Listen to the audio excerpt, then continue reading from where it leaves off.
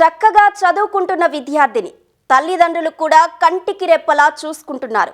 త్వరలో పెళ్లి చేసి అత్తారింటికి పంపాలని కలలు కంటున్నారు. ఈలోపే జరగరాని ఘోరం జరిగిపోయింది. చేతికి అంది వచ్చిన పిల్ల తిరిగి రాని లోకాలకు చేరింది. ఇది తప్పమ్మా, ఇలా చేయొద్దని కోపడమే ఆ తల్లికి శాపమైంది. ఇంతకీ ఆ యువతి ఏం చేసింది? తల్లి కోప్పడినందుకే అంత కఠిన నిర్ణయం ఎందుకు తీసుకోవాల్సి వచ్చింది?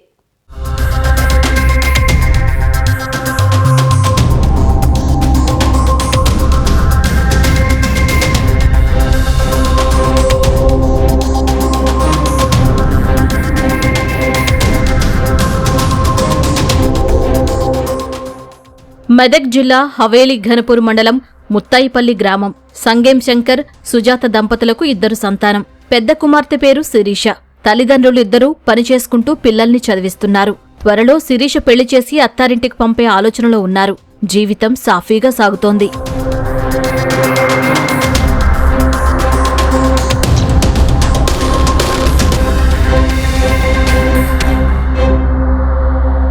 ఓ రోజు పని కోసం ఉదయం బయటకు వెళ్లిన తండ్రికి పెద్ద కుమార్తె శిరీష ఫోన్ చేసింది.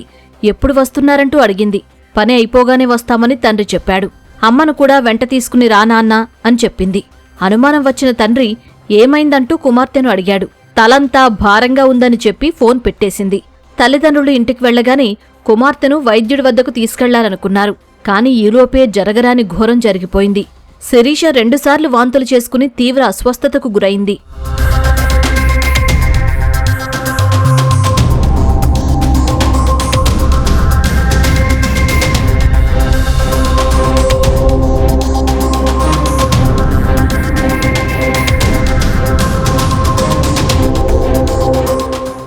విషయం తెలుసుకున్న తల్లిదండ్రులు శిరీషను హుటాహుటిన ఆసుపత్రికి తరలించారు. పరీక్షించిన వైద్యులు శిరీష ఎలుకల మందు తాగినట్లు గుర్తించారు. చికిత్స తీసుకుంటూ శిరీష ప్రాణాలు విడిచింది. అసలేం జరిగిందంటే, మొబైల్ ఫోన్తో ఎక్కువ సమయం గడపొద్దని చెప్పడమే ఆ తల్లిదండ్రులకు శాపంగా మారింది. చేతికి అందివచ్చిన కూతురు క్షణికావేశంలో బలవన్మరణానికి పాల్పడింది. తల్లిదండ్రులు గొడవబడి కొట్లాడుకుంటే అయితే నాడు పేరు చూసింది అమ్మాయి కూడా. కాకపోతే మళ్ళా ఫోన్లు చూసుడు జర అమ్మాయి చూసుడు ఎక్కువ ఉన్నట్ల తల్లి కొంచెం బేరిచ్చింది, తండ్రి బేరిచ్చిండు. ఇట్లా ఫోన్లు చూడొద్దు చేయొద్దని చెప్పుడు. ఒకసారి కాదు 2 సార్లు 3 సార్లు అట్లా జరిగింది. అంటే ఒకనాడు కూడా తల్లి కూడా అమ్మాయిని ఒక దెబ్బ కొట్టుడు కూడా జరిగింది. ఇలా ఊకు ఫోన్ చూస్తే బాగుండదు, నువ్వు ఒక ఇంటికి ఇచ్చిపోయేదాన్ని బాగుండదు అని చెప్పేసి ఫోన్లు చూడొద్దు, మంచి రోజులు లేవు అని చెప్పేసి మాట తల్లి అనడం కొంచెం అదైంది. ఆ పిల్ల మనసులో ఏమనుకుందో ఏం చేసిందో కానీ అలా నాన్న ఎలుకలకు మందు అని ఇంట తీసుకొచ్చి పెట్టిండు అన్నట్టు. ఆ ఎలుకలు కొన్ని చనిపోయినాయి. ఆ మందు అనేది కొద్దిగా మిగులుతా ఆమె నీళ్ళలో కలుపుకొని తాగేసి నేను ఇంకా చేసుకుంటుంది అనుకోలేదు. అవి ఎలుకలు ఉన్నాయని నేను ఎలుకల మంది ఇచ్చిన. ఎలుకల మంది కానీ కొన్ని ఎలుకలు పెట్టినా చచ్చిపోయినాయి. ఉద్యానికి ఉంది అలా ప్యాకెట్ అది భద్రంగా తీసి మళ్ళీ పక్క పెట్టిన. నా బిడ్డ ఎప్పుడు చూసిందే మళ్ళీ నాకు ఏం చేసింది, మళ్ళా ఫోన్ చేసింది.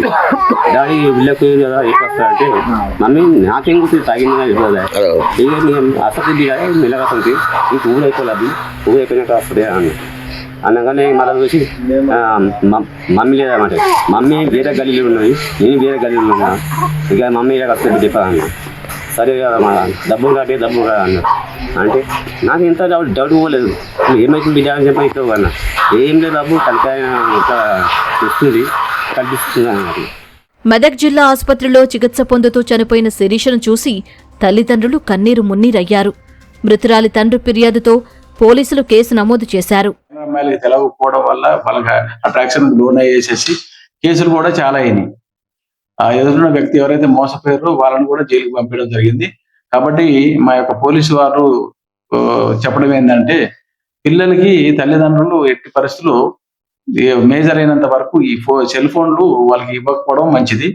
దానివల్ల ఈ సైబర్ క్రైమ్ నేరాలు కూడా చాలా అవుతున్నాయి. పిల్లలు సెల్ ఫోన్లకు బానిసలుగా మారి బంగారు భవిష్యత్తును నాశనం చేసుకుంటున్నారని పోలీసులు ఆవేదన వ్యక్తం చేశారు. ఈ ఫోన్ల వల్ల ఈ చదువు తక్కువైపోతుంది, ఈ చాటింగ్ చేసుడు, ఈ రీల్స్ వల్ల ఈ స్టోరీలను చూడడం ఎక్కువైపోతుంది.